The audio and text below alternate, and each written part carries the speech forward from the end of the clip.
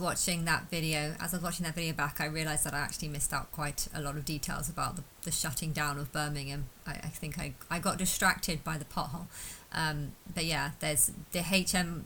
There's by Pig Square. There's like this whole shopping centre that used to have. They had like a whole marketplace full of lots of different shops, and they had one little marketplace called Anna B shop. But yeah, I never actually found which one that is because I visited the places down there. On Google it says that there's one there, but I didn't know which one it was because there's quite a lot of. But the whole market store has gone. I think it's not because of bad people, but it's because the building was falling apart and there was some problems with the building. So instead of fixing the building, it was basically declared uninhabitable. But there was a whole market area full of shops that I never went in. I guess it was grunge and gothic, and the prices in there were always quite expensive. But there was one shop where I would get my army coloured jeans from, or my army coloured, not jeans, tracksuits from. And there was quite a lot of shopping shops that I used to like going to when I first came to Birmingham. Around the side, I know my sofa shop actually, the C&S shop. That was one of the shops that closed down within the first 2 years. And there was loads of shops actually in the main high street that have not done very well, that have just closed down. And then they were either empty for ages or replaced with just hair shops. There was a lot of hair product shops, but there's only so much hair product that a person needs. I've got way too much and I don't really use it, and therefore, yeah. And the Tesco's, there was a really big Tesco's. There was a Tesco's down there that needed bouncers because there was always fighting. Every time I'd go down there would be fighting. There are Tesco's. There's a McDonald's higher up, and then there's one by the station.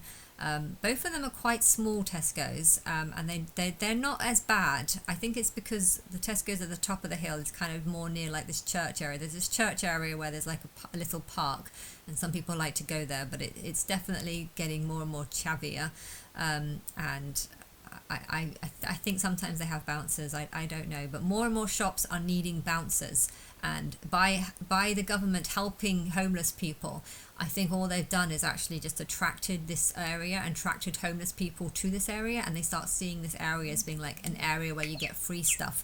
But because they see that this area is now the free stuff area, a lot of them do actually just walk into shops and then just walk out with free stuff that they've stolen, and this is basically I think that's the reason why the Tesco's have shut down. I definitely know that. And there's a Tesco's and Sainsbury's which is by Snow Hill station, all within a sort of 15-minute walk of each other, but I think that one might do well because it's right by a police. There's a police area station kind of right there, so I think that one might do better because of that. But there was a whole like a row of just lots of different market ones. I got some really good deals 2 years ago. Soap, like flour, for presents, really nice coloured soap. But the only reason why I got a really good deal was because it was a shutting down store thing, and they were basically selling the stuff just to make as much money before the shop closed down permanently. But a lot of these little shops aren't doing very well. There's quite a lot of like small cafes and stuff, and I think if they sell like Mediterranean food or sort of kebabs, chickens, they might do well, but there aren't that many. There was one bar that I used to go with my uncle. He likes finding somewhere and then just sticking to the same place, and we found one bar that was really nice. Had, it was a £14 meal, so it was quite expensive, but he was happy to pay and I was happy to go. But that shut down too. First they were saying that they could only have it up till 5 o'clock, and I don't know what the reason was. But if the reason was that it was too many violent or dangerous people were coming in and causing problems, drunkenness or something, it might be the case. I know there's one restaurant that my dad likes going to. I don't like it because I see the food as being kind of posh, but that's the tea. There's some Mad Hatter's tea party cup. I don't know what it is. Something like that. There's that one that's still open, but they do charge quite a lot. It's quite a posh area, but I mean that's a quite posh restaurant. But all the other places around it just have fallen apart. Basically, there's a lot of the shops that do well in Birmingham, I guess, are cheap food stores where you can get like fish and chips or just burger and chicken and burger. No, chicken and chips. I mean, chicken and chips or burgers. And there's a Sunday restaurant, but smaller places that just sell like cheap fast food restaurants is about the only ones that really work. There was a gym that opened up just after COVID. That's already closed. I know it didn't have a sauna or jacuzzi. It didn't have a jacuzzi or a sauna or a steam room, so I couldn't go to it. But I don't know. It's just you walk down the streets, and if I took a picture of how many empty shops there are, the whole place is empty. There used to be 2 Poundlands as well. I never thought having 2 giant Poundlands next to each other would work. One of them has definitely shut down, and it just feels, when you see shops that can only survive for like a year or two, this is just really depressing, because you think, why is this not working? Why is this not surviving? And then you look around on the streets and you think, well, maybe it's because these people are just going in there, just taking what they want and then walking out. And do they look like the types of people that would be doing that? Yes, they do look exactly like that. So, if you want to know why I'm getting more and more depressed and stuff, and why I think the decline of England is happening, I think I should actually take pictures. Next time I go past there, I will actually go past this place, the Birmingham, and I'll actually take pictures to show you the kind of things that I am seeing, because there's lots of people wearing sort of biker jackets, black stuff. There's more and more bicycles wearing balaclavas, so you can't see their face. This to me just reminds me that they might be like a phone thief. If I saw an image of someone just whacking someone with like punching a guy that's wearing a balaclava, I don't care. Why? Because I think that person has probably just gone off and stolen a bunch of phones, because that's obviously what's happening. I don't know how many, huge number of phones got stolen in London last year, and it's going to be by bikers who just grab the phone and then cycle off. And if you're cycling around with a face covering, I feel like I link that to clock crime, I link that to gangsters, and therefore I can't have sympathy for you for if things like this happen. But yeah, there's definitely a decline, and the whole shops as well. I looked, there's Sainsbury's there, which was okay. That's about the only one that's okay. And then there's just this one. I don't know what they were. They were all closed. You can't even get into the shopping area. There was a BMM, H&M, I think, Home Bargains, or was it Home Bargains? Either H&M or Home, I think it was Home Bargains. I went there all the time. I always get them confused. It was I went into that one. And yeah, that was kind of where I got.